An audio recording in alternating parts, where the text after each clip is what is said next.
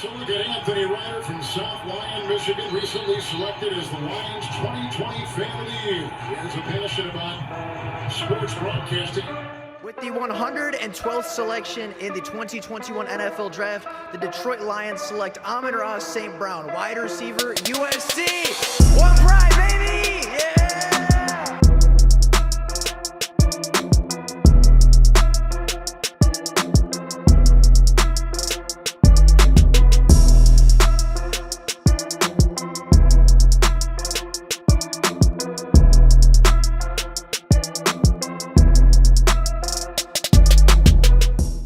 What is going on, everybody? Welcome back to another Detroit Lions video. Now, a couple of days ago, we talked about the Detroit Lions defense. We talked about why it was so poor, what things they were doing that maybe contributed to the defense not being as good as it potentially could be on paper, and what the Detroit Lions need to do in order to change the culture and kind of change how they're approaching their defensive philosophy. Now, at the end of that video, we talked about how it's probably best for the Detroit Lions to move on from Aaron Glenn. It's probably best to either find an internal hire or bring somebody else from outside the organization in to help the defense thrive for years to come. But a lot of people disagreed. A lot of you out there said that no, Aaron Glenn just simply doesn't have the talent. He doesn't have anybody making plays. There's no possible way anybody could ever succeed with the Detroit Lions defense. So today, we're going to take a look at the defense again. We're going to take a look at how the Detroit Lions can fix it going into their last 6 games of the 2023 season, how Aaron Glenn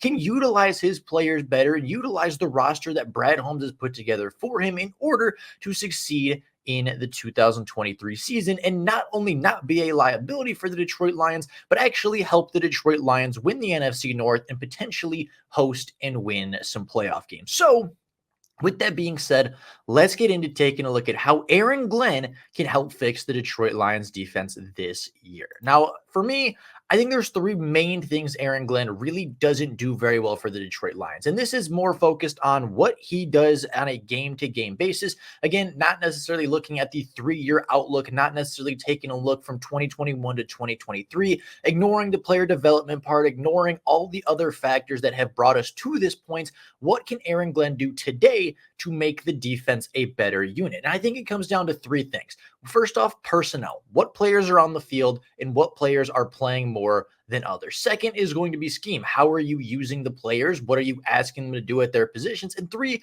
is going to be player usage. Are you asking players to do something that's not part of their skill set? And are you putting your players in the proper position to develop, in the proper position to make plays? And are you setting your players up for success, or are you setting players up to succeed in spite of you? Those are the 3 things I think Aaron Glenn really needs to work on, and we'll dive into each one individually, starting off with the personnel. There are a couple players on the roster that the Detroit Lions refuse to sit. They play every single game. They play a major role in every single game, and somehow, some way, they don't produce, and they still get chances over and over and over again. Players that I'm talking about include Benito Jones, who's played 52% of the Detroit Lions defensive snaps, playing 366 throughout 11 games, and he has 1 tackle for loss to show for it. Not a sack, not any pressures, just a singular tackle for loss. Charles Harris, a player that the Detroit Lions brought in 2021, had 7 sacks in his first year in Detroit, re-signed for 2 seasons. He has played 40% of the defensive snaps this year, and he has had just a single quarterback hit since week 1 of the 2023 season, or since week 4 of the 2023 season. Jerry Jacobs is playing 89% of snaps despite not being the best, despite regressing quite heavily this year, giving up more yards, more catches, and really not being the greatest cornerback. He's playing 90% of snaps. And then Tracy Walker, coming off of an Achilles injury, is playing nearly 70% of snaps. And that's not to say that Tracy Walker is a bad football player. I think Jerry Jacobs and Tracy Walker should be playing quite a lot, but I think that there are some players on the roster that can help take a little bit of weight and a little bit of pressure off of those guys to bring them down, say Jerry Jacobs closer to 80%, Tracy Walker maybe down to 65%, and just give some other guys with fresh legs and fresh energy the opportunity to go out there and make plays when they've shown they have the ability to do so. But what players might those be, you ask? Well, there are a couple guys that stand out to me. First off, we're going to take a look at Josh Pascal. The former second-round pick from the University of Kentucky has played just 21% of snaps this year. Now, there's granted he has been injured. There are times where Josh Pascal hasn't been available to the Detroit Lions, but he has been available, was available in week 1 and was really good, and has been available for the last 6 weeks or so, all the way back to the Raiders game, and he's only played 21% of defensive snaps, less than half the amount of snaps that Benito Jones has played, and yet he has had twice as much production and several times the impact that Benito Jones has on a significantly lower snap count. So if Josh Pascal can get you multiple tackles for loss and multiple big plays on a 21% snap count, why is he not getting more snaps than Benito Jones, who on a 50% snap count has 1 tackle for loss in 11 games? Another player that it kind of has a similar situation is Julian Okwara, a player that, again, was injured to start the season, but since week 5 has been available for the Detroit Lions as a healthy playmaker, and he's played just 78 defensive snaps. On those 78 snaps, he has 2 sacks. He's pressured the quarterback. He's collapsed the pocket. He's forced the quarterback to roll out and scramble, and yet despite having 2 sacks, despite being 4th on the team and 3rd on the defensive line in sacks for this football team, he's only played in 11% of snaps, and going back to last week on Thanksgiving, he was a healthy scratch despite having more sacks in the last 2 games than Charles Harris has in the entire year. He's played less than 12% of snaps. He has played a quarter of the snaps that Charles Harris has and already has more sacks and more production on the defensive line than Charles Harris has had through 11 games.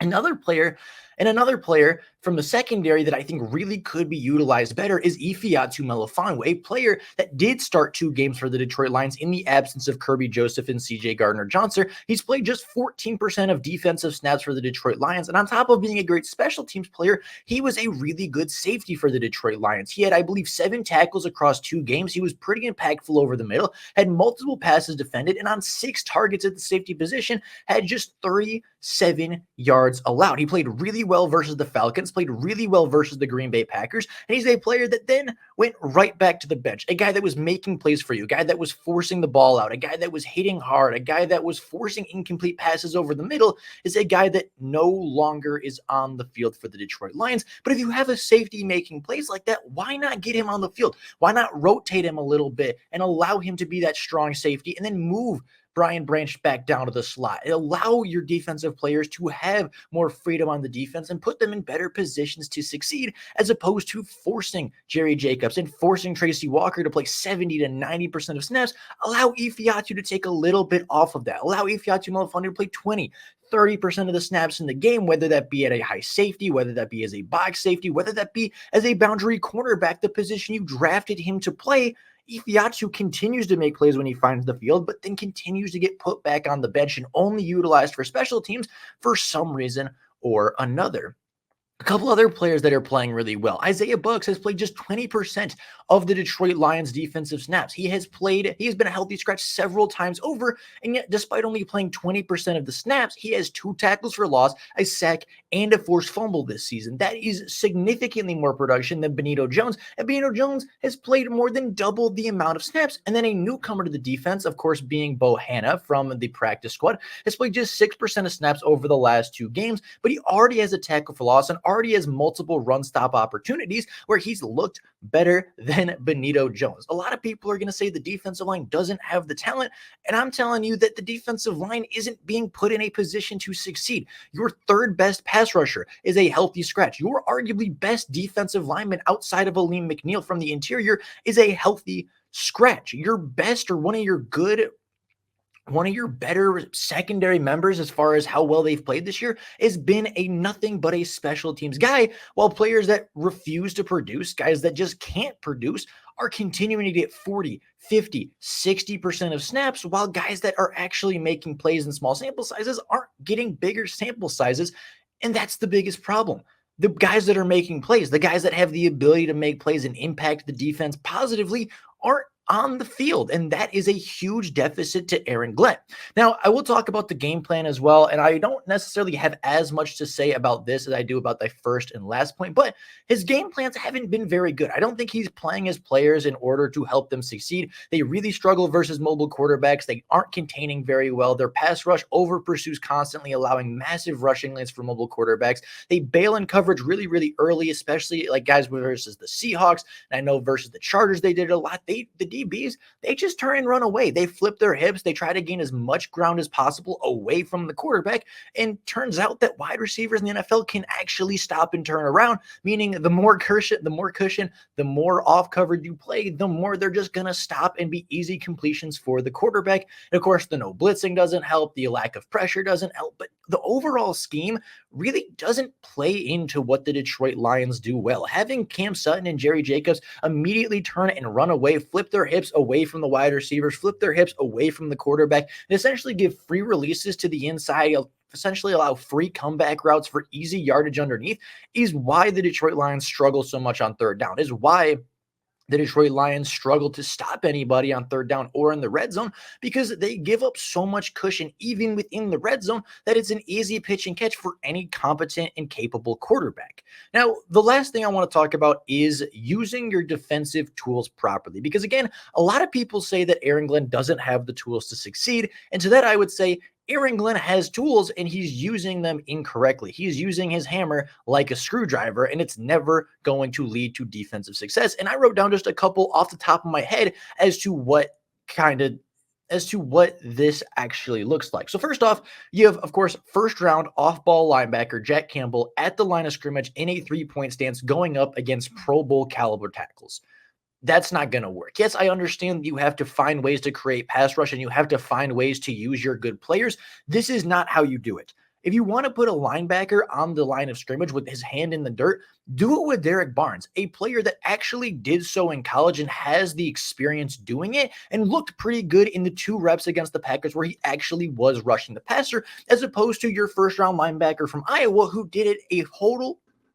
did this exact thing, had his hand in the dirt, played more like an edge position, a total of 13 snaps at the collegiate level.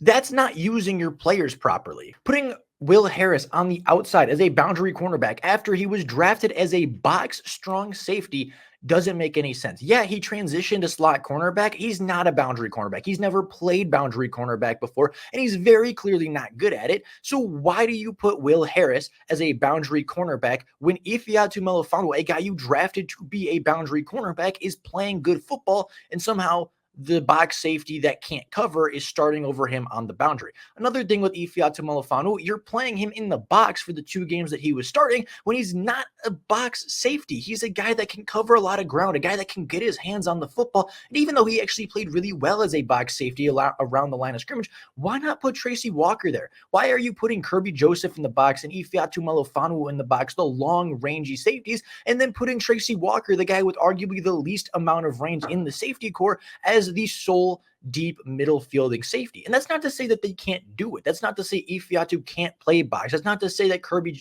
Joseph can't play as a box safety or play as kind of that extra linebacker that Aaron Glenn likes to use, but Tracy Walker's better at it. Tracy Walker would work a lot better in the box because he's a much better tackler in space. He's a much better player around the line of scrimmage than he is deep. And Kirby Joseph is a much better deep middle fielding free safety than Tracy Walker is. You have guys like James Houston covering, having more coverage snaps on the year than pass rushing snaps. You have guys like Aiden Hutchinson starting off the ball in coverage, not impacting the play at all because that's just what he's being asked to do. There are plays where Ali McNeil has been in coverage. There are plays where Benito Jones was in coverage. There are plays where Romeo Okwara and Charles Harris and Levi Onwuzurike, every single player on the Detroit Lions defensive line, every edge player, every tackle has been in coverage at some point this year. That's not utilizing your players correctly. Having James Houston and Aiden Hutchinson on the same defensive line and only rushing one of them at a time and dropping the other one into coverage every single time they're on the field together doesn't make sense. That's not utilizing your resources properly. And even if you want to argue he doesn't have the most talented room in the world, He has enough talent, but he's putting them in bad situations. Like there was a big one against Seattle. It was 2nd and 9, and they rushed 2 players. They rushed Aleem McNeil and they rushed John Kaminsky. They dropped both defensive tackle Levi Onwuzurike and edge rusher Aiden Hutchinson into coverage. Shocker, they picked up a first down on the play. Like, there's no pressure. And Aaron Glenn's solution is, well, let's drop more guys into coverage and take our best pass rushers, our best guys to get to the quarterback, and move them farther away from the quarterback. He's putting off-ball linebackers as pass rushers despite having no experience doing so. He's putting slot safety. He's putting box safeties on the outside boundary corner. When you have somebody like Ifeatu Melifonwu, who's much better equipped to do that, you're putting free safeties in the box to play like box safeties. You're putting a box safety like Tracy Walker deep to play middle fielding free safety. Your defensive tackles are in coverage. Your best edge rushers are in coverage. You're never going to get to the quarterback when the quarterback has nobody rushing him. And that, I think, is the biggest problem with Aaron Glenn, is he just doesn't utilize his tools properly. So that's how the Detroit Lions fix this mess. That's how the Detroit Lions improve. They put better guys on the field. They give Josh Pascal more opportunities. They take away opportunities from guys that aren't producing. You replace Charles Harris with Julian Okwara. You replace Benito Jones with Josh Pascal. That right there is going to help your pass rush. You replace Benito Jones with Isaiah Buggs, and you rotate Aleem, Buggs, and Pascal in the middle with Julian Okwara being a primary edge rusher across from Aiden Hutchinson. That right there would make your defensive line significantly more dangerous than it has been over the last month and a half. In the secondary, you put Ifeatu Melifonwu on the boundary because he's built like a boundary cornerback, 6'3", long, tackles, good ball skills, will fight for the ball, and forced multiple turnovers as a boundary cornerback as a rookie after going toe-to-toe with Devontae Adams twice and having 3 passes defended versus arguably at the time the best wide receiver in the NFL. You play your linebackers like they're supposed to be played. You put them in positions to succeed. You let them do what they're good at, and the defense will look better. But that seems to be very complicated. The Detroit Lions seemingly can't figure this out, and I'm not totally sure why, because I don't think it makes a whole lot of sense to play Jack Campbell as a rush end. I don't think it makes a whole lot of sense to limit Kirby Joseph's effectiveness by placing him in the box. I don't think it makes a whole lot of sense to have a very talented secondary member like Ifeatu Melifonwu, who played great in 2 games that he started, now sitting on the bench having no impact on the defense whatsoever. It just doesn't make sense to me why Aaron Glenn's using his players the way they are, the personnel that he's using not being effective, and him having tangible results of other guys on the bench being more productive. And he says, okay, yeah, Julian Okwara has the 3rd most sacks among my defensive line. I'm going to let him play 10 snaps a game if I let him play at all, right? Okay, Benito Jones has played over 50% of snaps and hasn't produced a positive result in well over 2 months. Oh, let's put him over Josh Pascal, a guy that has multiple tackles for losses and multiple big plays. Let's put him over Isaiah Buggs, a player that was huge for us last year and has multiple different big plays in just 20% of snaps, less than half. The personnel, the usage just does not make sense from Aaron Glenn. And it's not a talent issue. It really, really isn't a talent issue. A defense with Aiden Hutchinson, Aleem McNeil, Julian Okwara making plays, Isaiah Buggs making plays, Brian Branch and Kirby Joseph and Cam Sutton and Alex Anzalone should not be the worst defense in football. And yet they are. And you get there because you have your great linebackers rushing despite not being rush linebackers. You have your best pass rusher dropping into coverage. You have your box safeties playing like deep safeties despite not having the range to do so. And your personnel not making a whole lot of sense. So with that being said, that is how I would go about fixing the Detroit Lions. That is how I, if I were Aaron Glenn, would go into these next couple of days, go into this 11-day stretch saying, hey, this is what we need to do to make the defense better. But with all that being said, that's all I got for you guys today. If you have any ideas on how you want to see the Detroit Lions defense change and improve, let me know down in the comments below. But with all that being said, that's all I got for you guys right now. Thank you all so very much for watching. And until next time, and as always, go Lions.